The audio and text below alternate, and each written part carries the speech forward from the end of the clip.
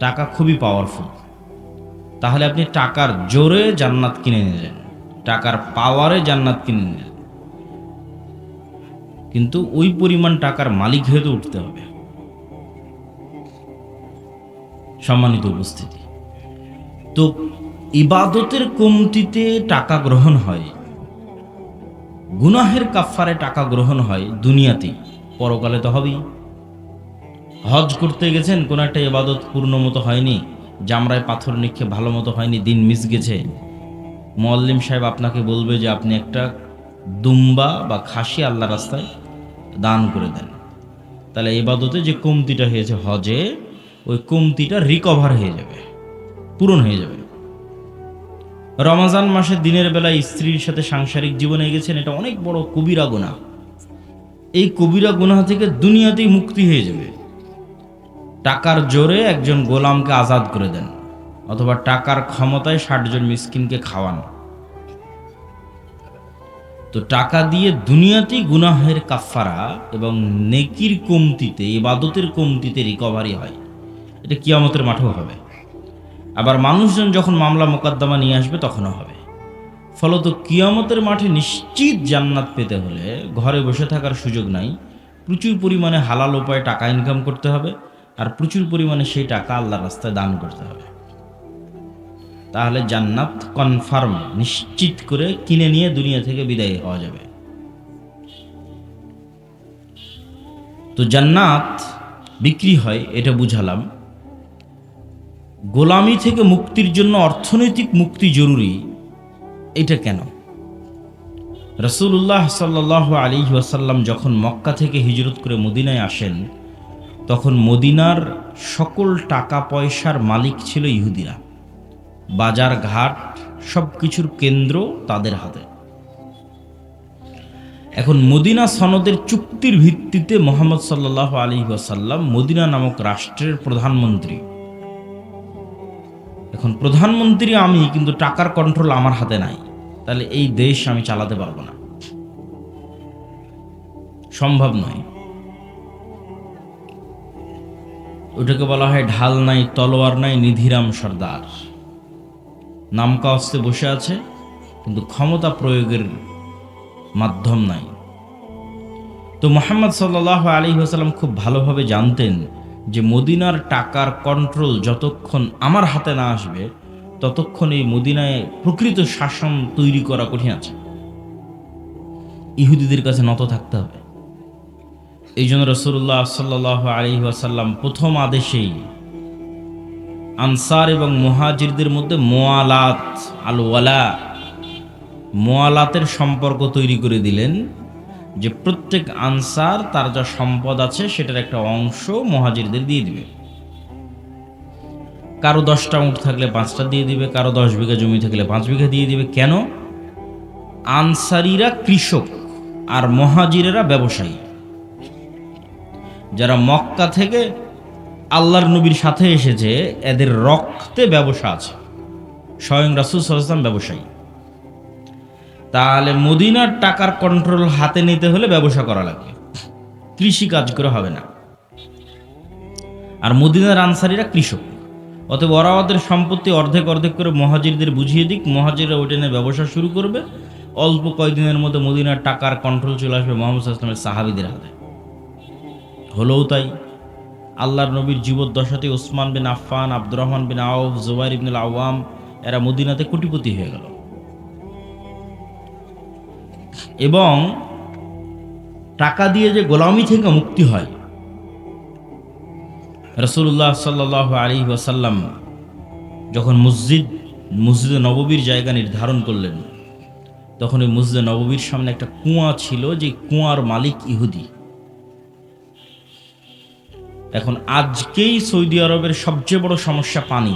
তাদের 1500 বছর আগে পানির কি প্রয়োজন ছিল মরুভূমির দেশে, আর মুসলমানদেরকে ওযু করা লাগে 5 বার। তো মুহাম্মদ সাল্লাল্লাহু আলাইহি ওয়াসাল্লাম কি ইহুদির কাছে নত হয়ে বলতে হবে, বাবা ইহুদি, আমার মুসলমানেরা তো ওযু করবে, তো তোমার কুয়াটা একটু ব্যবহার করতে দিতে হবে, একটু দিবা? এই যে নত হওয়া, এই নত হওয়াটাই তো গোলামি। রাসূলুল্লাহ সাল্লাল্লাহু আলাইহি ওয়াসাল্লাম বললেন, কে আছে এমন যে এই কুয়া জান্নাতের বিনিময়ে কিনে দিতে পারবে মুসলমানদের জন্য। ওসমান ইবনে আফফান রাদিয়াল্লাহু তাআলা আনহু তার নিজের টাকা দিয়ে এই কুয়া রাসূল সাল্লাল্লাহু আলাইহি ওয়াসাল্লামের আদেশে কিনে দিলেন।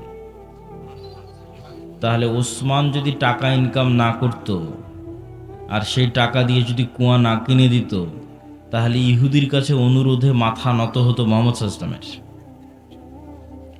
টাকার জোরে সে মাথাটা নত হলো না।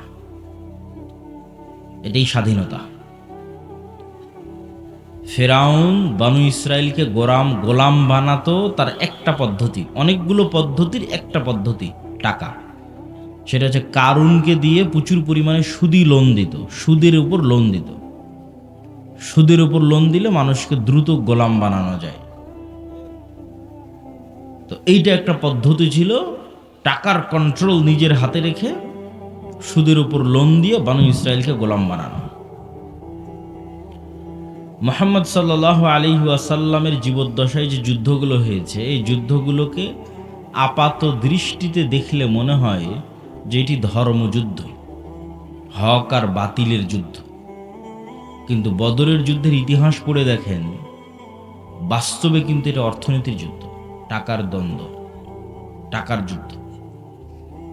অন্তত বদরের যুদ্ধের ক্ষেত্রে হক বাতিল তো আছেই, কিন্তু শুরুটা হয়েছে কিভাবে দেখি।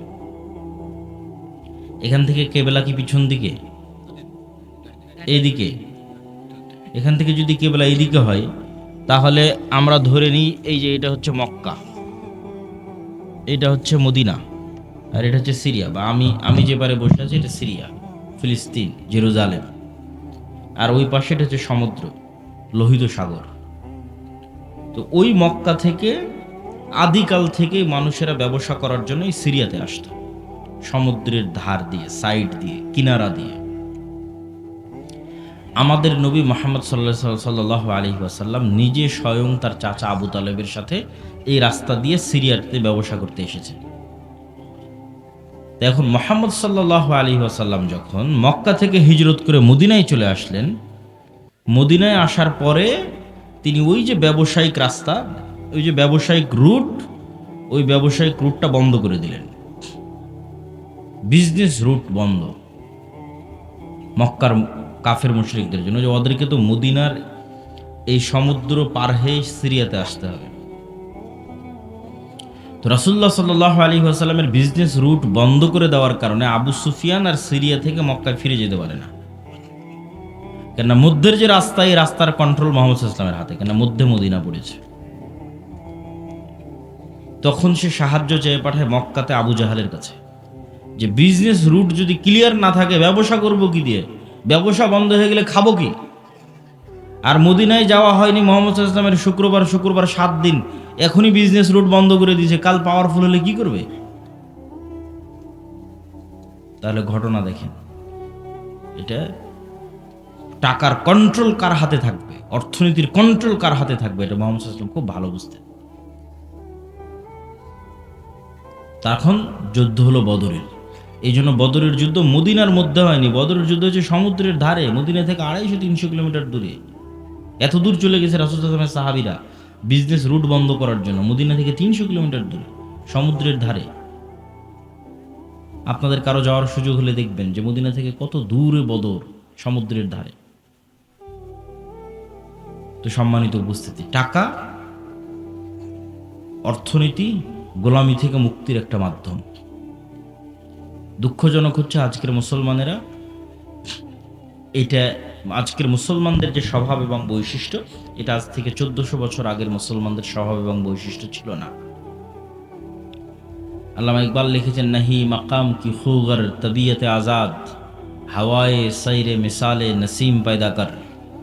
যে মুসলমানেরা কখনো এক দেশ, এক এলাকা, এক গ্রাম, এক কাজ, নির্ধারিত কোনো কিছুর কোনোদিন মুখাপেক্ষী ছিল না। মুসলমানেরা হচ্ছে সকালের প্রবাহিত বাতাসের মতো, যার কোনো বর্ডার নাই, যার কোনো সীমানা নাই। রাসূলুল্লাহ সাল্লাল্লাহু আলাইহি ওয়াসাল্লামের সাহাবীদের বেশিরভাগ 90% নিজ এলাকা, নিজ গ্রাম, নিজ দেশে মরেনি। কেনারা নির্ধারিত কাজ, নির্ধারিত পেশা, নির্ধারিত দেশ নিয়ে কোনোদিন পড়ে থাকেনি, সকালের প্রবাহিত বাতাসের মতো। জীবিত কওমের আলামত এটাই যে তাদের সকাল এবং সন্ধ্যা পরিবর্তন হয়, আর মৃত কওমের আলামত এটাই যে তাদের সকাল এবং সন্ধ্যা এক থাকে। প্রতিদিন সকালবেলা উঠলাম, মাঠে গেলাম, কাজ করলাম, বাড়িতে আসলাম। প্রতিদিন সকালবেলা উঠলাম, অফিসে গেলাম, কাজ করলাম, বাড়িতে আসলাম। এই যে ডেইলি রুটিন সেম, এটা হচ্ছে মৃত জাতির আলামত। আর 1400 বছর আগের মুসলমানেরা মরু যাযাবর বিদুইন, আজ এখানে 2 দিন, তো কাল গোবিন্দগঞ্জে 3 দিন, তারপরের দিন বগুড়া গাবতলীতে 5 দিন, তারপরের দিন ঢাকা, চলছেই তো চলছে। তারপরে দিল্লি, করাচি, আফগানিস্তান, প্রতিদিন সকাল সন্ধ্যা পরিবর্তন হচ্ছে। ব্যবসা করে বেড়াচ্ছে সারা পৃথিবী। ব্যবসার রাস্তা দিয়ে মুসলমানেরা দিন প্রচার করেছে। ভারতের কেরালা, বাংলাদেশের চট্টগ্রাম, ইন্দোনেশিয়া, মালয়েশিয়া সব ব্যবসার রাস্তা দিয়ে দিন গেছে। মুসলমানদেরকে চাকরি করা, গোলামি, নৌকরি, নৌকার, চাকর, এটা শিখিয়েছে ইউরোপিয়ানরা। মুসলমানদের গতি এটা ছিল না। মুসলমানদের গতি হচ্ছে টাকা ইনকাম করতে হবে, দিনের দাওয়াত দিতে হবে, ব্যবসা করতে হবে। এই জন্য দিনের কাজে অর্থের খুব প্রয়োজন। আজকের এই অনুষ্ঠান চলা অবস্থাতেও আপনারা এই প্রতিষ্ঠানে, এই উদ্যোগে দানে অংশগ্রহণ করবেন, এটা আপনাদের প্রতি উদাত্ত আহ্বান থাকবে। আল্লাহ কবুল করুক, বলেন আল্লাহ আমিন। তাহলে আমাদের বক্তব্যের বিষয়, মুসলমানেরা গোলামি থেকে বাঁচবে কিভাবে। তো শুরুই করলাম অর্থনৈতিক মুক্তি, গোলামি থেকে মুক্তির একটা রাস্তা। 2 নম্বর, শতভাগ তাওহীদ এবং শতভাগ ঈমান বিল গায়ব। ঈমান বিল গায়বে ইয়াকিন ছাড়া মুসলমানদের বাঁচার কোনো রাস্তা নাই। অন্তত 20% মানুষ লাগবে বাংলাদেশে যদি আমরা একটা পূর্ণাঙ্গ বিপ্লব চাই, যে বিপ্লবটা হবে ন্যায়ের, যে বিপ্লবটা হবে ইনসাফের, তাহলে অন্তত 20% মানুষ লাগবে, যে 20% মানুষ শতভাগ তাওহীদে বিশ্বাসী, শতভাগ ঈমান বিল গায়বে ইয়াকিন রাখে। শতভাগ তাওহীদ কি? সুন্দরগঞ্জ গাইবান্ধার আহলুল হাদিস ভাইয়েরা মনে করতে পারে যে আমরা তো শিরক বেদাত করি না, কবর মাজারে যাই না, তাহলে আমাদের তাওহীদে সমস্যা কোথায়? আছে। শতভাগ তাওহীদে খুব কম মানুষ বিশ্বাসী। যেমন এখানে অনেকেই আছেন যিনি কবরে মাজারে যান না, কিন্তু তিনি বিড়ি সিগারেটের নেশায় আসক্ত। তাহলে ওনার ইলাহ হচ্ছে বিড়ি সিগারেট। ইলাহাহু হাওয়া, মনের প্রবৃত্তি তার ইলাহ। সে আল্লাহর ইচ্ছার সামনে নিজের ইচ্ছাকে জবাই করতে পারেনি। আল্লাহর চাওয়া, আল্লাহর আদেশের সামনে নিজেকে পরিপূর্ণ আত্মসমর্পণ করতে পারেনি। ये दौर अपने इब्राहिम की तलाश में है। আজকের যুগে মুসলমানদের মুক্তির রাস্তা হচ্ছে একজন ইব্রাহিম আলাইহিস সালাম লাগবে। মুসলমানদের মধ্যে ইব্রাহিম আলাইহিস সালাম নাই। ইব্রাহিম আলাইহিস সালাম মানে কি? শতভাগ তাওহীদ। তো মুসলমানদের মুক্তির রাস্তা ইব্রাহিম আলাইহিস সালামের মতো হতে হবে, শতভাগ তাওহীদপন্থী হতে হবে। আপনি টাকার জন্য, দুনিয়া এবং বস্তুবাদী চিন্তাধারার জন্য হালাল হারামের চিন্তা চেতনা বাদ দিয়ে দিয়েছেন, ক্ষমতার জন্য বাদ দিয়ে দিয়েছেন, নারীর জন্য বাদ দিয়ে দিয়েছেন, বিড়ি সিগারেট নেশার জন্য বাদ দিয়ে দিয়েছেন। তাহলে এগুলো প্রত্যেকটাই দাসত্বের জিঞ্জির। এগুলো পূর্ণাঙ্গ তাওহীদের প্রমাণ বহন করে না।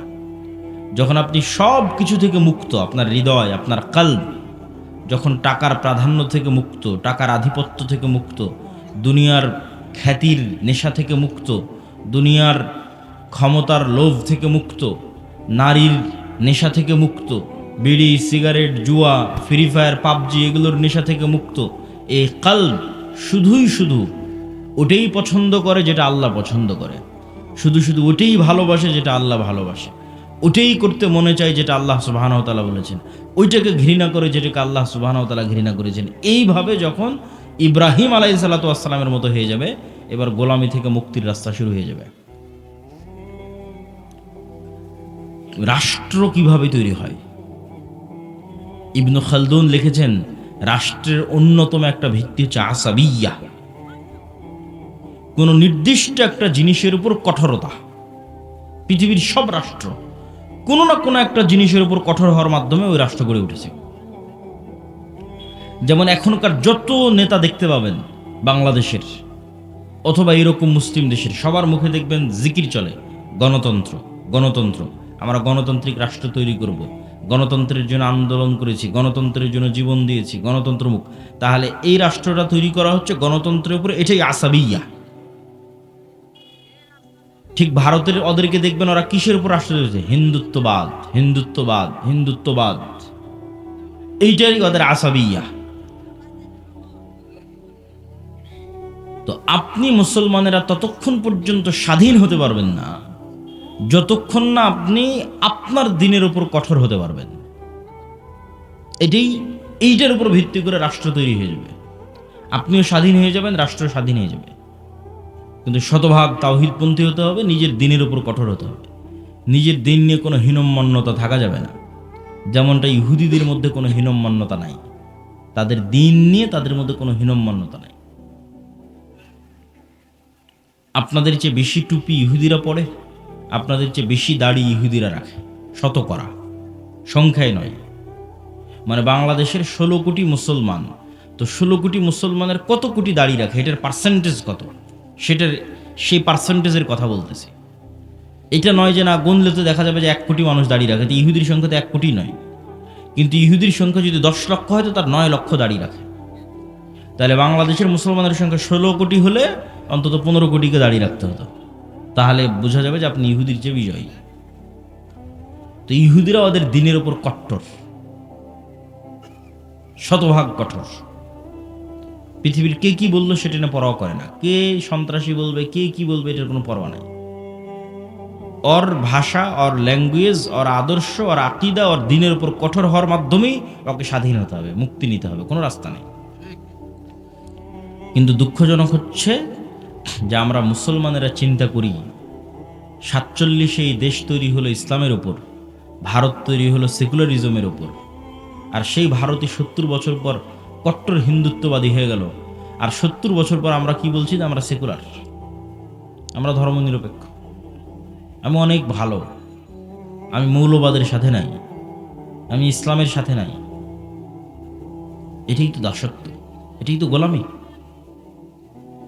এই জন্য শতভাগ তাওহীদ ছাড়া, শতভাগ নিজের দিনের উপর কঠোর হওয়া ছাড়া গোলামি থেকে মুক্তির কোনো রাস্তা নেই। পয়েন্ট নাম্বার 2, ঈমান বিল গায়বে ইয়াকিন। ঈমান বিল গায়বে ইয়াকিনের মাধ্যমে গোলামি থেকে মুক্তির রাস্তা আছে। কিভাবে? মনে করেন আজকে আপনারা আমাকে বাংলাদেশের ক্ষমতা দিয়ে দিলেন, বাংলাদেশের ক্ষমতায় যাওয়ার পর আমি কালকে ঘোষণা দিয়ে দিলাম এই দেশ শতভাগ ইসলামী রাষ্ট্র। ঘোষণা দেওয়ার 1 সেকেন্ডের মধ্যে ভারত এবং আমেরিকা বাংলাদেশকে বয়কট করবে অর্থনৈতিকভাবে। অর্থনৈতিকভাবে বয়কট করার পর বাংলাদেশে এখন যে সুযোগ সুবিধা আপনারা ভোগ করতেছেন, সেই সুযোগ সুবিধার ভোগ করতে পারবেন না। এই বিদ্যুৎ আর থাকবে না, থাকবে অনেক অল্প, হয়তো 20%, যতদিন না পূর্ণাঙ্গ উৎপাদন না করা হয়েছে। ভারতের আদানির লাইন বন্ধ করে দিবে, আরও কত কি, রাশিয়ারটাও বন্ধ হয়ে যেতে পারে, সব বন্ধ হয়ে যাবে। বিদেশ থেকে ডলার আসবে না, ইউরো আসবে না, প্রবাসীদের ধরে ধরে পাঠিয়ে দেবে, অনেক কিছু। গার্মেন্টসে ক্রয় আদেশ বাতিল হয়ে যাবে। আপনার গাইবান্ধার কত মানুষ গার্মেন্টস থেকে ইনকাম করতেছে, ওরা ইনকাম পাবে না, বাড়ি ফেরত চলে আসবে। তো যখন দেখবেন যে এরকম ভয়ঙ্কর ম্যাসাকার চলতেছে, আপনি বলবেন যে রাখো তোমার দিন, রাখো তোমার ইসলাম, নামাও আবদুল্লাহকে, দরকার নাই, এর চেয়ে আগেরটাই ভালো ছিল। এটাই বাস্তবতা। তাহলে কখন ইসলামের বিজয় সম্ভব হবে? যখন অন্তত 20%, বাংলাদেশের অন্তত 20 থেকে 30% মানুষের ঈমান বিল গায়বে ইয়াকিন থাকবে। ঈমান বিল গায়ব কি? ঈমান বিল গায়বের একটা বড় পার্ট হচ্ছে পরকাল। 6 নাম্বার, ওয়াবিল আখিরাতি হুম ইউকিনুন, সূরা বাকারার মধ্যে আল্লাহ বলেছেন আল্লাযীনা ইউমিনুনা বিল গায়ব, যারা গায়বে ইয়াকিন রাখে। আর শেষ করছেন ওয়াবিল আখিরাতি হুম ইউকিনুন, পরকালে ইয়াকিন রাখে। তো পরকালে ইয়াকিন রাখা মানে কি? পরকালকে ভিজুয়ালাইজ করতে পারা, দেখতে পাওয়া। মুসলমানদের জীবন পরকাল ভিত্তিক। পরকালকে যতক্ষণ আপনি চোখ বন্ধ করে দেখতে না পাবেন, বারজাখী জীবনকে যতক্ষণ দেখতে না পারবেন ততক্ষণ আপনি এই দুনিয়ার মোহ থেকে বের হয়ে আসতে পারবেন না। আর যতক্ষণ এই দুনিয়ার মোহ থেকে বের হয়ে আসতে না পারবেন ততক্ষণ আপনাকে দিয়ে বিজয় হবে না। আল্লাহ সুবহানাহু ওয়া তাআলা কোরআন মাজিদে বলছেন, আম হাসিবতুম আন তাদখুলুল জান্নাহ ওয়ালাম্মা ইয়াতিকুম মাসালুল লাযীনা খালাউ মিন ক্বাবলিকুম মাসসাতহুমুল বা'সা ওয়াদ-দাররা ওয়া যুলজিলু হাত্তা ইয়াকুলা আর-রাসূলু ওয়াল লাযীনা আমানু মা'আহু মাতা নাসরুল্লাহ। জান্নাত কি তোমাদের মামার বাড়ি? জান্নাত কি তোমাদের নানির বাড়ি? এখন পর্যন্ত সেই জুলুম, সেই অত্যাচার সহ্য করলো না। যেই জুলুম, যে অত্যাচার তোমাদের পূর্বে যারা চলে গেছে তারা সহ্য করলো। তারা কি সহ্য করেছে? সূরা বুরুজে আল্লাহ বলছেন, ওয়ামা নাকামু মিনহুম ইল্লা ইউমিনু বিল্লাহিল আজিজিল হামিদ। পুরো একটা এলাকার মানুষকে আগুন জ্বালিয়ে পুড়িয়ে দেওয়া হচ্ছে এবং ওই এলাকার মানুষেরা স্বেচ্ছায় আগুনের মধ্যে ঢুকে যাচ্ছে। তাদেরকে শর্ত দেওয়া হয়েছে, হয় ঈমান পরিত্যাগ করো, না হয় আগুন রেডি আছে। তাহলে একটা পুরো সুন্দরগঞ্জের সকল মানুষ স্বেচ্ছায় কিভাবে আগুনে পুড়ে মারা যেতে পারে? একটাই রাস্তা আছে। সুন্দরগঞ্জের মানুষ যেদিন দেখতে পাবে সামনে যে আগুনটা জ্বলতেছে, এটা জান্নাত। এটা কিসের আগুন? এটা জান্নাত। আর পিছনে আমার বাড়িতে যে লাইট, ফ্যান, বিদ্যুৎ, এসি চলতেছে, ওখানে তো জাহান্নামের আগুন জ্বলতেছে। এই ইয়াকিন ছাড়া সম্ভব নয়। আসহাবুল উখদুদের এই ইয়াকিন ছিল। তারা স্বেচ্ছায় আগুনে চলে গেছে, কেন? ওই আগুনের মধ্যে ওরা জান্নাত দেখতে পাচ্ছিল। আর ওদের বাড়িতে ঘরে ওরা জ্বলন্ত জাহান্নামের আগুন দেখতে পাচ্ছিল। এটাই ইয়াকিন, এটাই পরকালের উপর ইয়াকিন। অন্তত 20% মানুষের এই লেভেলের যতক্ষণ ঈমান না হবে ততক্ষণ ইসলামের বিজয় হবে না। মুসলমানেরা জোর করে টেনে নামাবে, কেননা পরকালমুখী চিন্তা ছাড়া ইসলামের বিজয় সম্ভব নয়। বস্তুবাদী চিন্তা দিয়ে ইসলাম কোনোদিন বিজয় হবে না। বস্তুবাদ তো ধোঁকা, আপনাকে গোলাম বানানোর ধোঁকা, আপনার দিনকে ছিনিয়ে নেওয়ার ধোঁকা। সম্মানিত উপস্থিতি, এই জন্য ঈমান বিল গায়বে ইয়াকিন লাগবে। তারপরে দুনিয়াতে কি করতে হবে? দুনিয়াতে দুটো জিনিসের মাধ্যমে নেতা তৈরি হয়। একটা হচ্ছে জ্ঞান এবং শিক্ষা, আর একটা হচ্ছে সত্যবাদিতা এবং ন্যায়পরায়ণতা। এই দুটোর মাধ্যমে নেতা তৈরি হয়, নেতা তৈরির কারখানা। ন্যায়পরায়ণতার আমানতদারিতা যেন মুসলমানদের মধ্যে না থাকে, এই জন্য মুসলমানদের উপর চাপিয়ে দেওয়া আছে গণতন্ত্র। গণতন্ত্র হচ্ছে গোলাম তৈরির কারখানা। কেন? গণতন্ত্রের কালচারই এমন যে ওখানে আপনাকে মিথ্যা বলতে হবে। গণতন্ত্রের কালচারই এমন, ওখানে আপনাকে 2 নম্বরই করতে হবে, ধোঁকাবাজি করতে হবে। অন্য দলের সাথে তো বহু দূরে থাক, একই দলের একই আসনের মনোনয়ন প্রার্থী একজন আরেকজনের বিরুদ্ধে যদি 2 নম্বরই না করে তো মনোনয়নে নিয়ে আসতে পারবে না। তাহলে এই যে 2 নম্বরই কালচারের মধ্যে দিয়ে যেন বড় হয়, এই জন্য গণতন্ত্র চাপিয়ে দেওয়া। তাহলে কি হবে? তাহলে 300টা যে এমপি আসতেছে, 300 এমপি 2 নম্বরই রাস্তা অবলম্বন করে আসতেছে। তাহলে এরা 300 জন আপনাদের কাছে এমপি, কিন্তু আল্লাহর কাছে গোলাম, কৃতদাস। এরা টাকার কাছে বিক্রি হয়ে যাবে। কেন? ওদেরকে ওই কালচারের মধ্যে বড় করা হয়েছে। তাহলে সত্যবাদী, ন্যায়পরায়ণ, যে কোথাও বিক্রি হবে না। এই যে OC, DC, SP, AC land, sub registrar, এদের তো রাজনৈতিক দলের সাথে এদের ক্ষমতা যায় না। আওয়ামী লীগের আমলেও যারা ছিলেন, জজ বলেন, বিচারক বলেন, সব এরা তো আমরা আপনারাই, এরা তো বাইরের কেউ নয়। এরাই যদি বলে যে আজ থেকে সত্যবাদী হলাম, ন্যায়পরায়ণ হলাম, একদিনে দেশে 80% ইসলাম কায়েম হয়ে যাবে। কিন্তু ভুল হচ্ছে আমরা মানুষকে বুঝাতে পারিনি যে এটা ইসলাম। মানুষ মনে করে নিয়েছে যে সবাই মিলে যদি আমরা বোরখা পরি তাহলে ওটাই হয়তো শতভাগ ইসলাম। ওটা অবশ্যই ইসলাম। আমরা সবাই মিলে যদি মসজিদে যাই তাহলে এটাই শতভাগ ইসলাম, অবশ্যই ওটা ইসলাম। কিন্তু আমরা সবাই মিলে মসজিদেও গেলাম, সবাই মিলে বোরখাও পরলাম, কিন্তু আবার একজন আর একজনের টাকা মেরেও নিলাম। তাহলে আমরা এখনো বুঝিনি যে ইসলাম কি, এইটা এখনো বুঝিনি। কেন? এক কালবে আল্লাহর ঈমান আর আমানতের খেয়ানত একত্রিত হতে পারে না। লা ঈমান আল ঈমান লা আমানাত লাহু। ফলত মানুষকে আমরা বুঝাতেই পারিনি। আমি যে বললাম যে আজকে OC, DC, SP, AC land, sub registrar এরা যদি শতভাগ সৎ আর ন্যায়পরায়ণ হয়ে যায় তো 80% ইসলাম কায়েম হয়ে যাবে, এটা কেমনে বললাম? কেননা রাষ্ট্রে ইসলামের ট্রাম্প কার্ডই হচ্ছে, রাষ্ট্রে ইসলামের বিজ্ঞাপনই হচ্ছে ন্যায়পরায়ণতা, ন্যায় বিচার, সত্যবাদিতা। এটা মোহাম্মদ সাল্লাল্লাহু আলাইহি ওয়াসাল্লাম মার্কেটিং করে গেছে ঈসা আলাইহিস সালামের জন্য, যে ঈসা আলাইহিস সালামের পূর্বে পৃথিবী জুলমে ভরা থাকবে, ঈসা আলাইহিস সালাম না আসা পর্যন্ত কিয়ামত কায়েম হবে না। লা তাকুমুস সাআ হাত্তা ইয়ানজিলা ঈসা ইবনে মারইয়াম। ঈসা ইবনে মারইয়াম যতক্ষণ অবতীর্ণ না হয়েছে কিয়ামত হবে না। আর ঈসা ইবনে মারইয়াম অবতীর্ণ হয়ে কি করবে জানো? সারা পৃথিবীতে ন্যায় প্রতিষ্ঠা করবে। আল্লাহু আকবার। এটা ব্র্যান্ডিং। রাসূল সাল্লাল্লাহু আলাইহি ওয়াসাল্লাম এটা বলেনি যে ঈসা ইবনে মারইয়াম অবতীর্ণ হয়ে সারা পৃথিবীর সব মানুষকে বাধ্যতামূলক সালাত আদায় করাবেন। মানুষ সালাত আদায় করবেই, কিন্তু রাষ্ট্রে ইসলামের ব্র্যান্ডিং কি? রাষ্ট্রে ইসলামের ব্র্যান্ডিং হচ্ছে ন্যায়। তো ওই OC, DC, SP, AC land, sub registrar এরা এমন ইসলাম বুঝলো যে এরা এখন মানুষের টাকা মেরে নিয়ে হজ করে, ঘুষ নিয়ে মসজিদে দান করে, প্রশ্ন ফাঁসের টাকা দিয়ে মাদ্রাসায় দান করে। তাহলে আমরা কি ইসলাম বুঝালাম বলেন মানুষকে? এটার সাথে যে ইসলামের কোনো সম্পর্ক নাই, এটা যে মুনাফিকি, এটা তো আমরা বুঝাতে পারলাম না। এইটা তো দিনের সাথে ঠাট্টা আছে, এটা তো মুনাফিকি আছে। ধরেন একজন মানুষ হারাম নয় হালাল টাকা দিয়ে দান করলো, একজন মানুষ 5 ওয়াক্ত সালাত জামাতে মসজিদে আদায় করলো, রাতে তাহাজ্জুদের সালাত আদায় করলো, তবুও ওই রাতে তাহাজ্জুদ সালাত আদায়কারীর চেয়ে আর আল্লাহর রাস্তায় হালাল টাকা দানকারীর চেয়ে ওসি যদি শুধু তার নিজ চেয়ারে বসে ন্যায় প্রতিষ্ঠা করতে শতভাগ, ওইটা বেশি নেকির কাজ ছিল। এইটাই তো বুঝাতে পারলাম না। এটা রাসূল সাল্লাল্লাহু আলাইহি ওয়াসাল্লামের হাদিস, সাবআতু ইউযিল্লুহুমুল্লাহু ইয়াওমা লা যিল্লা ইল্লা যিল্লুহ। 7 শ্রেণীর মানুষকে আল্লাহ আরশের ছায়া দিবেন, তার 1 নম্বরে জায়গা দেওয়া আছে ন্যায়পরায়ণ দায়িত্বশীল। বাকি নামাজি দানকারী এদেরকে 2, 3, 4 জায়গা দেওয়া আছে। আর 1 নম্বরে জায়গা দেওয়া আছে যে নিজ দায়িত্বে শতভাগ ন্যায়পরায়ণ। তাহলে OC, DC, SP, AC land, sub registrar এদেরকে আমরা বুঝাতে পারলাম না যে তুমি তো যে পাগলামি করতেছো ওটা তো মুনাফিকি, ওটা তো করার দরকারই নাই। তুমি এই যে দায়িত্বে বসে আছো এটাই শতভাগ ন্যায়ের সাথে যদি তুমি পালন করতে পারো, তাহলে তুমি কি পালন করতেছো জানো?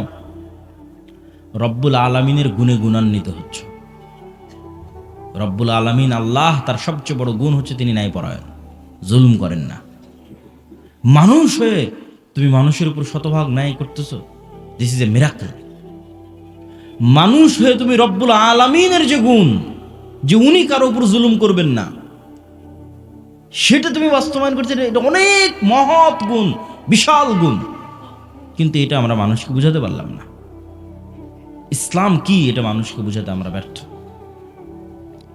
তাহলে সত্যবাদিতা, ন্যায়পরায়ণতা ছাড়া নেতা হওয়ার কোনো সুযোগ নাই। আর সত্যবাদী ন্যায়পরায়ণ মানুষ যেন বের না হয়ে আসে, এই জন্য গণতন্ত্র। এই গণতন্ত্রের ফাঁক দিয়ে যদি কেউ সত্যবাদী ন্যায়পরায়ণ বের হয়েও আসে, তাহলে ওসমান হাদির মতো গুলি করে হত্যা করা হবে। কেন? ওটার ওজন বহন করতে পারবে না রাষ্ট্র। আধিপত্যবাদী শক্তি ওইটার ওজন বহন করতে পারবে না। আর শিক্ষা এবং জ্ঞান, আল্লাহ পৃথিবীকে যেই ফাংশনের উপর তৈরি করেছেন, সেই ফাংশনের মধ্যে এইটাই আছে যে শিক্ষা এবং জ্ঞানের বাটন যে চাপ দিবে সে নেতা হবে। এখন সুন্দরগঞ্জের যুবকেরা যদি সব free fire, PUBG, TikTok, IPL, BPL এগুলো নিয়ে ব্যস্ত থাকে, সময় নষ্ট করে, মদ, জুয়া, গাঞ্জা নিয়ে ব্যস্ত থাকে, আর ইউরোপ আমেরিকার ইহুদি খ্রিস্টানের সন্তানেরা যদি জ্ঞান অর্জন করে, তো আল্লাহ বলবে না এই ইহুদি খ্রিস্টান তোদের নেতা বানাবো না, আমার সুন্দরগঞ্জে কিছু মদখোর, জুয়াখোরকে নেতা বানাবো। এটা আল্লাহ করবেন না। আল্লাহ নিজের তৈরি করা রুলস ভাঙ্গেন না। ওই ইহুদি খ্রিস্টানের নেতা হয়ে যাবে। আর এই সুন্দরগঞ্জের মদখোর, জুয়াখোর মুসলমান হওয়ার পরও গোলাম থাকবে। কেন? আমার পায়ে গোলামির জঞ্জির সে নিজে বেঁধেছে, কিছু করার নাই। আল্লাহ এই সিস্টেম তৈরি করেছে যে জ্ঞানে নেতা হওয়া যায়। কেন বলেন তো? আল্লাহ নিজে সবার চেয়ে জ্ঞানী। আদম আলাইহিস সালাতু ওয়াস সালামকে জ্ঞান দিয়ে আল্লাহ সম্মান দিয়ে ফেরেশতা এবং জিন দিয়ে সিজদা করিয়েছে।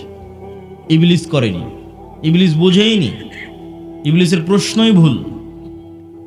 ইবলিস প্রশ্ন করেছে আমি তো আগুনের তৈরি। আরে পাগলা, আগুনের তৈরি আর নূরের তৈরি এগুলো তো কথা নয়, জ্ঞান তো তোমার চেয়ে বেশি। আদম আলাইহিস সালাতু ওয়াস সালামকে জ্ঞান দেওয়া হয়েছে তোমার চেয়ে বেশি, নাহলে তোমার আগুনের চেয়ে নূরের তৈরি ফেরেশতা তো আরো শ্রেষ্ঠ। নূরের তৈরি ফেরেশতা কি জন্য সিজদা করতেছে, আর তুমি আগুনের তৈরি হয়ে কি বলতে চাও, কি বুঝাতে চাও? জ্ঞানই শ্রেষ্ঠত্ব, জ্ঞানই ক্ষমতা। আল্লাহ তলুতকে যখন নেতা বানালেন তখন বলছেন বাসতাতাং ফিল ইলমি ওয়াল জিসম, আমি তলুতকে নেতা বানিয়েছি জ্ঞানের জোরে, জ্ঞানের ক্ষমতায়। কিন্তু আজ মুসলমানদের সাথে জ্ঞানের কোনো সম্পর্ক নেই।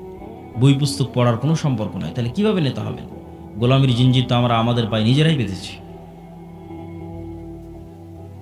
এবার কল্পনা করেন যে 500 জন যদি এমন যুবক তৈরি হয়, যে 500 জন যুবক শতভাগ তাওহীদে বিশ্বাসী, শতভাগ ঈমান বিল গায়বে ইয়াকিন রাখে, মানে পরকাল দেখতে পায়, বস্তুবাদী নয়, আবার জ্ঞানে সর্বোচ্চ, আবার জ্ঞান টাকা দিয়ে কিনে নেওয়া যায় না। কত ডাক্তার ইঞ্জিনিয়ার নেবেন, অনেক জ্ঞান অর্জন করেছে, পিএইচডি ডিগ্রিধারী, একটা 1 লাখ 5 লাখ 1 কোটি টাকার জন্য স্বাক্ষর বিক্রি করে দিচ্ছে।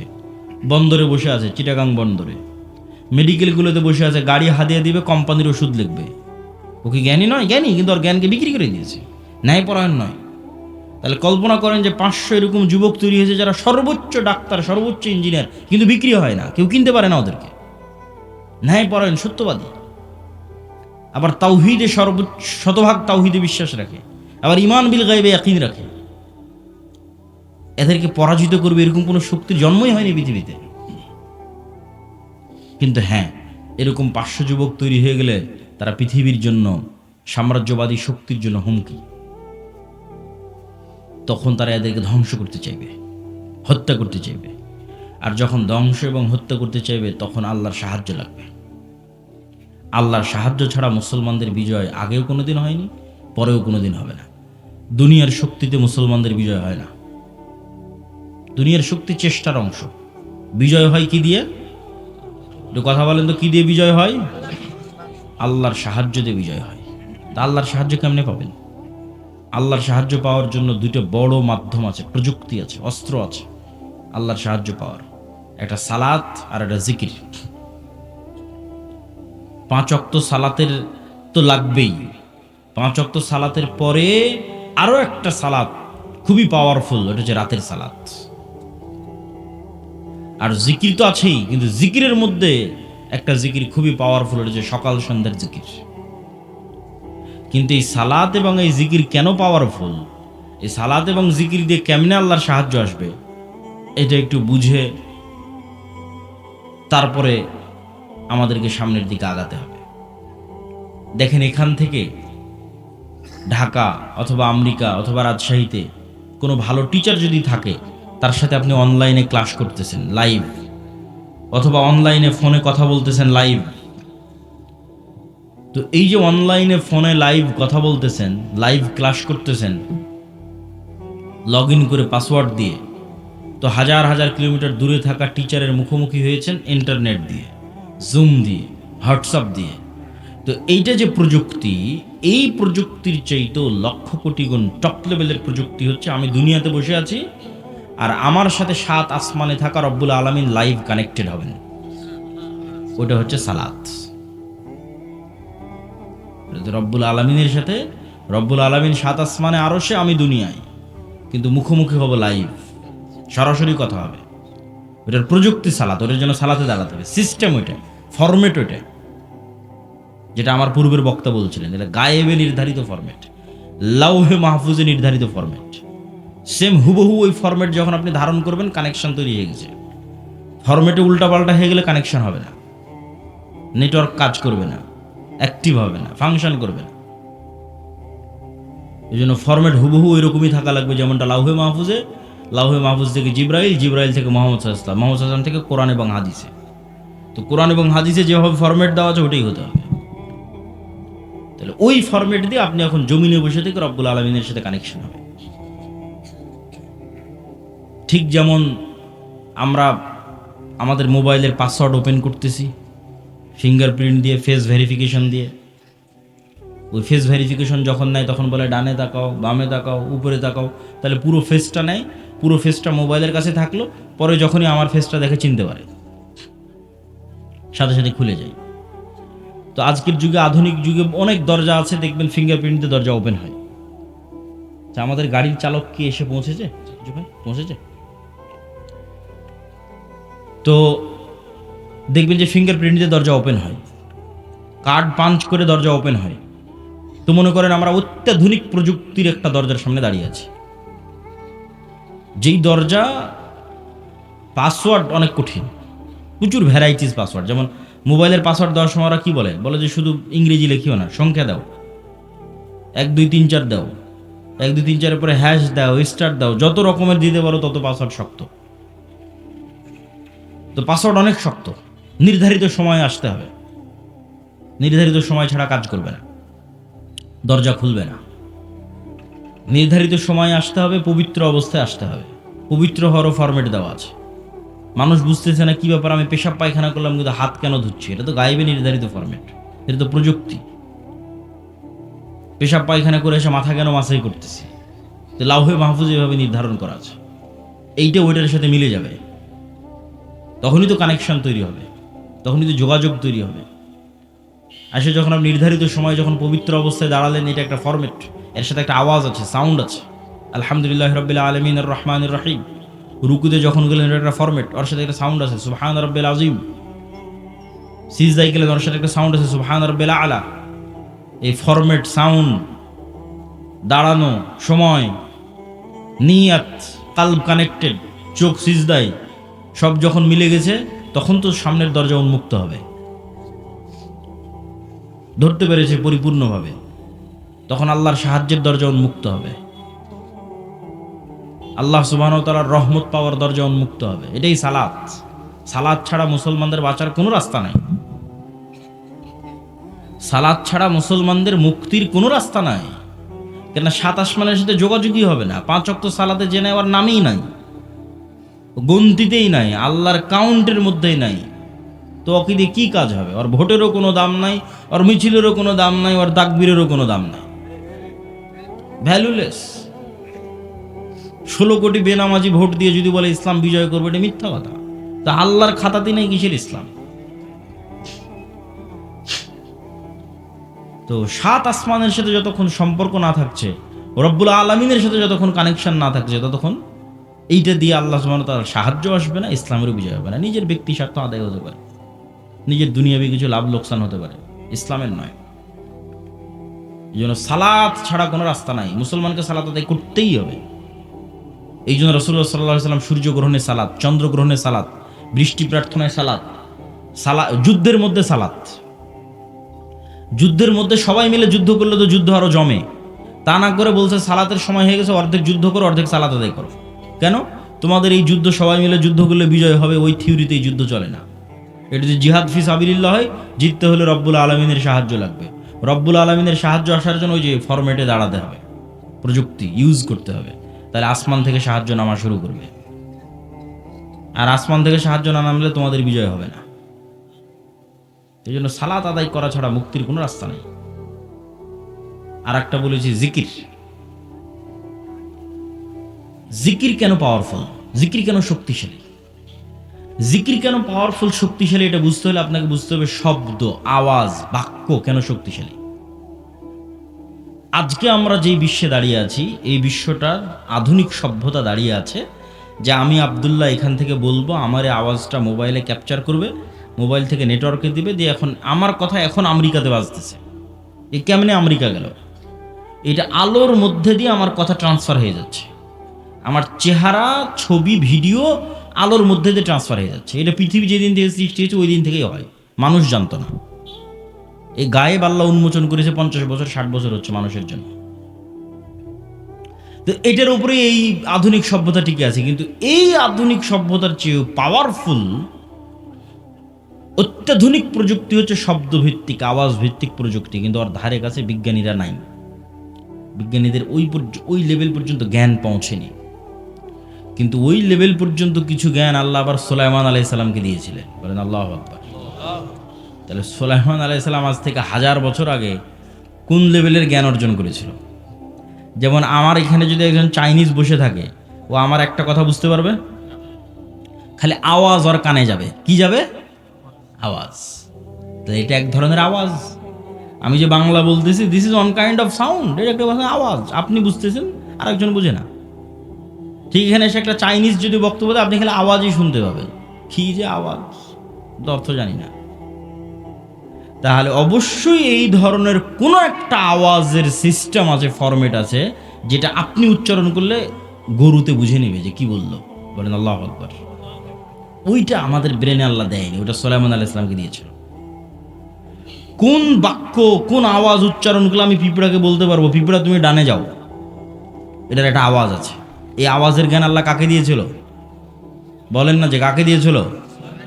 সুলাইমান আলাইহিসসালামকে দিয়েছিল। এটা সবচেয়ে অত্যাধুনিক প্রযুক্তি, সর্বোচ্চ লেভেলের প্রযুক্তি, আওয়াজ, শব্দ। আবার ওই পিঁপড়া কি বলতেছে সেটাও সুলাইমান আলাইহিস সালাম বুঝতো, পাখি কি বলতেছে ওটাও সুলাইমান আলাইহিস সালাম বুঝতো। সুলাইমান আলাইহিসসালামের জীবদ্দশায় সবচেয়ে ঐতিহাসিক একটা ব্যতিক্রম ঘটনা হচ্ছে রানী বিলকিসের সিংহাসনকে উঠিয়ে নেওয়া আসা হয়েছে চোখের পলকে। কোরআনে আর বর্ণনা আছে। তো সুলাইমান আলাইহিসসালাম যখন বললেন বিলকিসের সিংহাসনকে নিয়ে আসতে হবে, তখন একটা জিন বলছে, ক্বালা ইফরিতুম মিনাল জিন, যে আমি আপনার এই বসা থেকে উঠার আগে ওই সিংহাসন ইয়ামান থেকে ফিলিস্তিনে নিয়ে আসবো। এইটা সুলাইমান আলাইহিস সালামের পছন্দ হয়নি। তখন আরেকজন বলল, কোরআনের ইবারত হচ্ছে আল্লাযী ইনদাহু ইলমুম মিনাল কিতাব, যার কাছে কিতাবের জ্ঞান আছে সে বলল যে আপনার চোখের পলক পড়ার পূর্বে সিংহাসন হাজির হয়ে যাবে। তাহলে ইফরিত নামক জিন যখন বলেছে তখন গায়ের জোরে বলেছে, যে গায়ের জোরে উড়ে যাব, উড়ে আসব। আর পরের জন যখন বলেছে ও গায়ের জোরে বলেনি, ও জ্ঞানের জোরে বলেছে। আল্লাহ কোরআনে বলেছে আল্লাযী ইনদাহু ইলমুম মিনাল কিতাব, কিতাবের জ্ঞান আছে। কি জ্ঞান? কোন জ্ঞান? যে জ্ঞানে চোখের পলকে সিংহাসন নিয়ে চলে আসবে ইয়ামান থেকে ফিলিস্তিন, 1000 কিলোমিটার দূরে। তো অনেক মুফাসসির লিখেছেন যে আল্লাহ সুবহানাহু ওয়া তাআলার বিশেষ কিছু জিকির তার জানা ছিল, সাউন্ড, আওয়াজ, জ্ঞান, জিকির, বিশেষ কিছু জিকিরের জ্ঞান, যে আওয়াজ দিয়ে, যে সাউন্ড দিয়ে চোখের পলকে সিংহাসন ওখান থেকে উড়ে চলে আসবে এখানে। তো সাউন্ড খুব পাওয়ারফুল। এই জন্য আল্লাহ সুবহানাহু ওয়া তাআলা পৃথিবী ধ্বংসর সিস্টেম নির্ধারণ করেছেন সাউন্ড। যে ইসরাফিল বাঁশিতে ফু দিবে, আওয়াজ তৈরি হবে, আওয়াজে সূর্য চন্দ্র নক্ষত্র সব ভেঙে চূর্ণ বিচূর্ণ হয়ে যাবে আওয়াজ। মানুষ, ফেরেশতা, জিন সব মরে যখন সাফ, কুল্লু মান আলাইহা ফান ওয়া ইয়াবকা ওয়াজহু রাব্বিকা যুল জালালি ওয়াল ইকরাম, তখন আল্লাহ যদি পুনরুজ্জীবন করতে চাই, ইসরাফিলকে আবার নতুন করে সৃষ্টি করে ইসরাফিলের মুখে বাঁশি দিয়ে আওয়াজ দিতে বলবে, আওয়াজে সব কবর থেকে বের হয়ে আসবে। তাহলে ধ্বংসের সিস্টেম আওয়াজ, পুনরুত্থানের সিস্টেম আওয়াজ। এটা টপ লেভেলের প্রযুক্তি, আওয়াজ। এই জন্য মুসা আলাইহিস সালামকে যে লাঠি দেওয়া হয়েছে, মুসা আলাইহিস সালামের যে মুজিজার পাথর ছিল যেটাতে আঘাত করে বৃষ্টি তৈরি, ঝর্ণা তৈরি হয়েছিল, যে পাথর আর লাঠি বানু ইসরায়েলরা বহন করত তাবুত নাম দিয়ে, কোরআনে আছে তাবুতের কথা, আর সাকিনা, তাবুত। ওরা সব যুদ্ধ ওটা নিয়ে যেত, ওটার বরকতে ওদের বিজয় হয়ে যেত। ওইটা ওরা হারিয়ে ফেলেছে। ওরা মনে করছে এই তাবুত জেরুজালেমের মসজিদে আকসার মাটির নিচে আছে। তো ওদের ওই তাবুতের চেয়েও, মুসা আলাইহিস সালামের লাঠির চেয়েও, মুসা আলাইহিস সালামের হাতের মুজিজার চেয়েও, ঈসা আলাইহিস সালামের মৃত্যুকে জীবিত করার চেয়েও পাওয়ারফুল জিনিস মুসলমানদের কাছে আছে। সেটা হচ্ছে সরাসরি আল্লাহর আওয়াজ, কোরআন। বলেন আল্লাহু আকবার। কোরআন সরাসরি আল্লাহর আওয়াজ, আল্লাহর সাউন্ড, আল্লাহর শব্দ, আল্লাহর বাক্য, যেটা জিব্রাইল হয়ে মুহাম্মদ সাল্লাল্লাহু আলাইহি ওয়াসাল্লাম হয়ে আমাদের পর্যন্ত এসেছে। এই জন্য কোরআন তেলাওয়াত বিশুদ্ধ হতে হবে, যাতে হুবহু মুহাম্মদ সাল্লাল্লাহু আলাইহি ওয়াসাল্লামের মতো হয়। ফরম্যাট মিলবে, তখন বেশি কাজ করবে, এবং ওইভাবে ওই লেভেলের আরবি বুঝতে হবে। এটাই মুসলমানদের সবচেয়ে বড় সম্পদ, সবচেয়ে বড় প্রযুক্তি, যার সামনে পৃথিবীর কোনো শক্তি টিকতে পারবে না। কেন? এটা সরাসরি আল্লাহর আওয়াজ, আল্লাহর শব্দ। আর সবচেয়ে পাওয়ারফুল হচ্ছে শব্দ, সবচেয়ে পাওয়ারফুল হচ্ছে আওয়াজ। এই জন্য শ্রেষ্ঠতম জিকির হচ্ছে পবিত্র কোরআন। আফজালু জিকির তিলাওয়াতুল কোরআন, শ্রেষ্ঠতম জিকির কোরআন তেলাওয়াত করা। কিন্তু সেই কোরআন শিখে কে, পড়ে কে, বুঝে কে, জানে কে? কোরআনের যা অবস্থা আমাদের বাড়িতে ঘরে, আমাদের তা অবস্থা পৃথিবীতে। এভাবেই ভাগ্য নির্ধারণ করা আছে। তো জিকিরের কথা বলতে গিয়ে আর দুটো পয়েন্ট বলবো, যে জিকির কেন গুরুত্বপূর্ণ, কেন শক্তিশালী, কেন পাওয়ারফুল। পৃথিবীর এমন কোনো অসম্ভব নাই যা সম্ভব করা যাবে না জিকির দিয়ে। তবে তার আগে, জিকিরের উপর গুরুত্বপূর্ণ দুটো পয়েন্ট উল্লেখ করার আগে জরুরি 2 মিনিট কথা। এই যে আজ সুন্দরগঞ্জে সম্ভবত আমি আজকে প্রথম এসেছি নাকি? তো এই যে এত চেষ্টার পর, এত পরিশ্রমের পর প্রথম আসলাম, এই আশা যদি শেষ হয় তাহলে আর কোনো অর্থ থাকে না। কিন্তু বাংলাদেশের যত উপজেলা, 600 উপজেলায় একবার করে গেলে 2 বছর লাগবে, তাও যদি প্রতিদিন প্রোগ্রাম করা হয় তাহলে। আর যদি মাত্র সিজনের 2-3 মাস প্রোগ্রাম করা হয় তাহলে 5 বছর লাগবে সব উপজেলায় যেতে। তাহলে আপনাদের সাথে আমাদের যোগাযোগ থাকবে কিভাবে? যোগাযোগ থাকার মাধ্যম হচ্ছে মাসিক আল ইতিসাম। যোগাযোগ থাকার মাধ্যম হচ্ছে এই যে আজকে যে আলোচনা করলাম, এটা পুরোটাই এই বইয়ে লেখা আছে, আল্লাহর পথে যাত্রা। এটা সব দাওয়া সেন্টার, মসজিদ, মাদ্রাসা, স্কুল, কলেজে রেখে প্রতি সপ্তাহে অন্তত একদিন 1-2 পৃষ্ঠা করে পাঠচক্র করতে হবে। এটা মুসলমানদের মুক্তির রোডম্যাপ হিসেবে লেখা 1 নম্বর বই। 2 নম্বর আর একটা বই আসবে পূর্ণাঙ্গ বিপ্লবের জন্য, যে একদল মুসলমান প্রস্তুত হবে তারা কি করবে, কি কাজ তাদের, সেটাকে দার্শনিক অ্যাঙ্গেল থেকে, ভিন্ন অ্যাঙ্গেল থেকে, পবিত্র কোরআন এবং হাদিসের মাধ্যমে, দলিলের মাধ্যমে গায়েবের বিষয়গুলোর উপর ফোকাস দিয়ে লেখা আছে।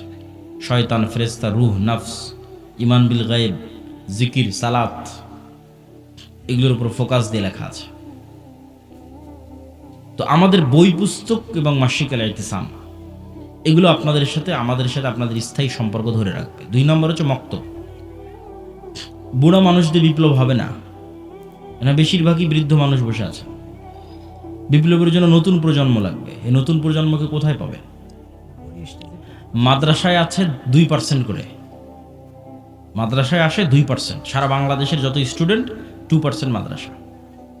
তাহলে 98% স্টুডেন্টকে ধরতে হলে মসজিদে যেতে হবে। প্রত্যেক গ্রামের মসজিদে ওই এলাকার শতভাগ মুসলমানের সন্তানকে মক্তবে নিয়ে আসতে হবে। এটাই আন্দোলন, এটাই মুভমেন্ট। এরাই ভবিষ্যৎ ওসিডিসি এসপি হবে। এদের মাথার মধ্যে ছোটবেলায় এই আকিদা, এই বিশ্বাসগুলো দিয়ে দিতে হবে। যাদের কাজ কি, সত্যবাদিতা, ন্যায় পরায়ণতা কি, শিক্ষা জ্ঞান কি, শতভাগ তাওহীদ কি, ঈমান বিল গায়বি ইয়াকিন কি। এই জন্য মক্তব লাগবে। মক্তবের সিলেবাস আমারই লেখা। আমাদের দাওয়াইল্লাহর যে মক্তব চলে, উসমানী কায়দা আছে, আদর্শ শিক্ষা আছে, তালিমউদ্দিন আছে। প্রায় 700 মসজিদের উপর মসজিদের ইমামেরা আমাদের কাছে ট্রেনিং নিয়েছে, এবং আমার ধারণা যারা ট্রেনিং নিয়েছে তারা আগের চেয়ে এখন ভালো পড়ায় এবং বাচ্চাদেরকে ভালো শেখায়, আলহামদুলিল্লাহ। এই সকল মক্তবের উপর একটা আমাদের প্রতিযোগিতা আয়োজন হচ্ছে এনটিভিতে, যেটা তো অনেক খরচ। মক্তবের স্টুডেন্টরা টিভিতে যাবে, সেই উদ্যোগে এই অনুষ্ঠান আয়োজন হচ্ছে। তো অত্র অঞ্চল, পুরো সুন্দরগঞ্জ আশপাশে যত বেশি পারা যায় মক্তবের শিক্ষকদের ট্রেনিং দেওয়ানো, এটা আপনাদের কাজ। যাতায়াত খরচও লাগে না, থাকা খাওয়া লাগে না। 3 নম্বর হচ্ছে যে দিনী প্রতিষ্ঠানগুলো হবে, সেই দিনী প্রতিষ্ঠানগুলোকে জামিয়া সালাফির সাথে অধিভুক্ত করা। এইটার মাধ্যমে আমাদের সাথে আপনাদের সম্পর্ক তৈরি হবে। এটা বলে এবার জিকিরের যে 2টা পয়েন্ট, সেই 2টা পয়েন্টের দিকে আগায়। মেয়েদের কথা বলা হয়েছে, যে মেয়েরা আজকের অনুষ্ঠানে আছে, তাদের উদ্দেশ্য করে কিছু বলা যায় কিনা। আমার বক্তব্যের যেটা মূল বিষয় ছিল ন্যায়পরায়ণতা এবং সত্যবাদিতা, গোলামি থেকে মুক্তির জন্য। এটা অনেকেই যদি মনে করে শুধু ছেলেদের কাজ, এটার অনেক অংশ মেয়েদের সাথে জড়িত আছে। কিভাবে? এই যে আপনারা যারা এখানে উপস্থিত আছেন, নিজ বাপের সম্পত্তিতে নিজ বোনকে ন্যায়ের সাথে সম্পদ দিয়েছেন? যদি দিয়ে থাকেন, নেতা হবেন, আপনার ছেলেরা নেতা হবে। যদি না দিয়ে থাকেন, আপনি গোলাম, আপনার পরবর্তী 14 প্রজন্ম গোলাম। এটাই গোলামির স্বভাব। ধোঁকা দেওয়া, ন্যায় প্রতিষ্ঠা না করা, এটাই গোলামির স্বভাব। তাহলে মা এবং বোনকে তাদের সম্পত্তি ন্যায়ের ভিত্তিতে বন্টন করতে হবে। ঠিক মা এবং বোনকে চিন্তা করতে হবে, আমি কি আমার শাশুড়ির সাথে ন্যায় করতেছি? শাশুড়িকে চিন্তা করতে হবে, আমি কি আমার স্ত্রীর সাথে ন্যায় করতেছি? এই এক চিন্তাতে সমাজ ঠিক হয়ে যাবে। এক চিন্তাতে একদিনে সমাজ সংশোধন হয়ে যাবে। যদি ন্যায়, ইনসাফ, অন্যায় করা যাবে না। ওটা আসল ইসলাম, ওটা প্রকৃত ইসলাম। ওটা আগে, ওটাতে ফেঁসে গেলে কিয়ামতের মাঠে বেশি ফেঁসে যাবেন, কেন আল্লাহ ওটা ক্ষমা করবে না। ওটা মানুষের সাথে সম্পৃক্ত। অন্যগুলো তো আল্লাহর কাছে ক্ষমা চাইলে আল্লাহ ক্ষমা করে দেবে। তো মা এবং বোনদের ক্ষেত্রেও আজকের আমাদের আলোচনা পরিপূর্ণরূপে প্রযোজ্য। জিকির, জিকিরের ক্ষেত্রে যে 2টা পয়েন্ট বাকি আছে। মুসা আলাইহিস সালাতু ওয়াস সালামকে আল্লাহ সুবহানাহু ওয়া তাআলা বললেন যে, মুসা, তোমাকে লাঠি দিলাম, জিহ্বা তোতলা ছিল, ভালো করে দিলাম, ভাইকে সহযোগী হিসেবে দিলাম। তো এখন তুমি রওনা দাও, তবে একটা কথা মনে রাখো, ওয়ালা তানিয়া ফি জিক্রি। জিকির করতে যদি ভুলে যাও, সব ডিঅ্যাক্টিভেট হয়ে যাবে। যা ফাংশন দিয়েছি ধরেন মুসা আলাইহিস সালাতু ওয়াস সালাম এক সপ্তাহ থেকে নামাজও পড়ে না, জিকিরও করে না, ধরেন কথার কথা বলতেছি।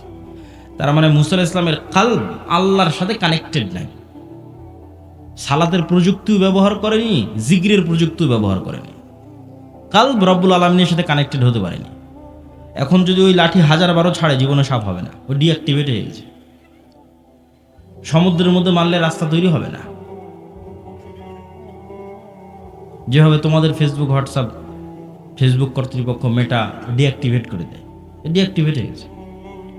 ওটা তখনই কাজ করবে যখন মুসা আলাইহিস সালামের কলব রব্বুল আলামিনের সাথে কানেক্টেড, সালাত এবং জিকির এই দুটো দিয়ে।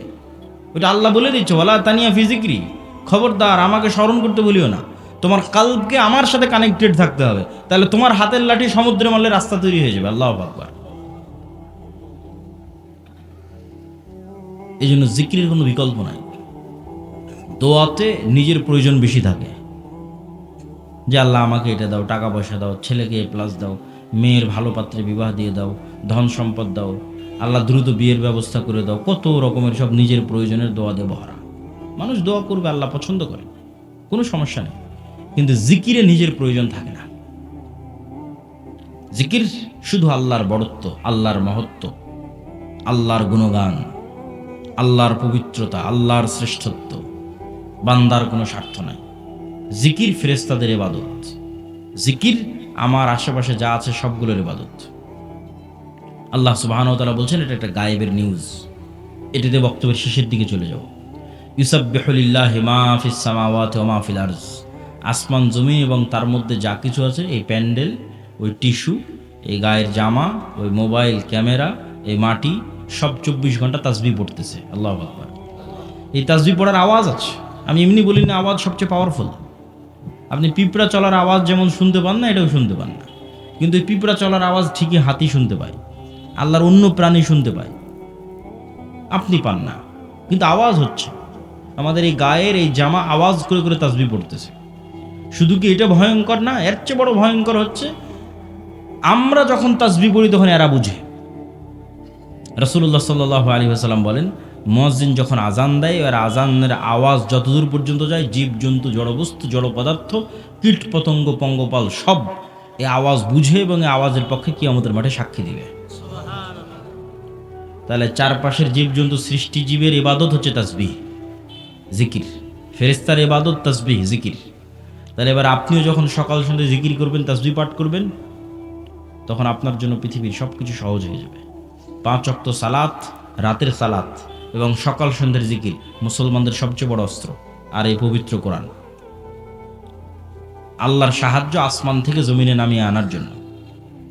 এটা ছাড়া ওই যে আপনি শতভাগ তাওহীদে বিশ্বাসী, শতভাগ ঈমান বিল গায়বে ইয়াকিন রাখেন, বিশাল জ্ঞান অর্জন করেছেন, সত্যবাদিতা, ন্যায়পরায়ণতা প্রতিষ্ঠা করতে যাবেন, তো বহির্বিশ্ব তো আপনাকে বাঁচিয়ে রাখবে না, মারবে। তখন তো আপনার আল্লাহর সাহায্য লাগবে, তখন কি করবেন? দুনিয়ার শক্তিতে বিজয় অর্জন করতে পারবেন না। এই জন্য আগে থেকেই আল্লাহ সুবহানাহু ওয়া তাআলার সাথে সম্পর্ক লাগবে।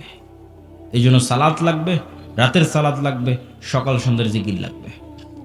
আল্লাহ সুবহানাহু ওয়া তাআলা আমাদেরকে এই বিষয়গুলোর উপর আমল করার তৌফিক দান করুক। আল্লাহুম্মা আমিন। আজ